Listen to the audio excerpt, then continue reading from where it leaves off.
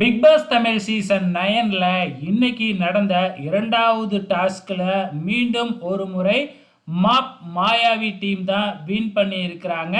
So இன்னைக்கு நடந்த டாஸ்கோட பேர் என்ன அப்படின்னு பார்த்தீங்கன்னா, கொஞ்சம் பாட்டு கொஞ்சம் பாயிண்ட் அப்படிங்கிற நேம். அதாவது ஒரு பாட்டு ப்ளே பண்ணுவாங்க.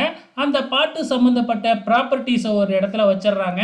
எந்த டீம் போய் முதல்ல அந்த ப்ராப்பர்ட்டியை எடுக்கிறாங்களோ அவங்களுக்கு ஒரு பாயிண்ட்டு.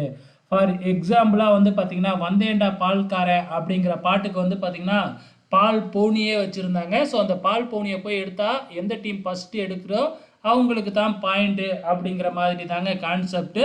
ஸோ இது ரொம்பவுமே இன்ட்ரெஸ்டிங்காக இருந்துச்சு. கொஞ்ச நேரம், அதாவது ஒரு அரை மணி நேரம் 3/4 மணி நேரம் டாஸ்க்கு தான் அப்படின்னாலும் இந்த டாஸ்க்கு ரொம்ப ஃபன்னாகவும் ரொம்ப சூப்பராகவும் இருந்துச்சு. இந்த சீசனோட பெஸ்ட்டு டாஸ்க்குன்னு கூட சொல்லலாங்க.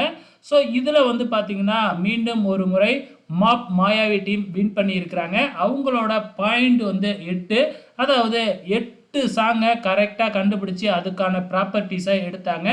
இவங்களுக்கும் ப்ளஸ் ஃபைட்டர்ஸுக்கும் தான் பயங்கரமான போட்டி. அவங்க வந்து 6 பாயிண்ட் எடுத்திருந்தாங்க. ஆனால் நம்ம சாம்பார் ஸ்குவாடு வந்து வெறும் 2 பாயிண்ட் தாங்க எடுத்திருக்கிறாங்க. ஏற்கனவே நேற்று நடந்த டாஸ்க்லேயும் மாயாவி டீம் தான் வின் பண்ணியிருக்கிறாங்க.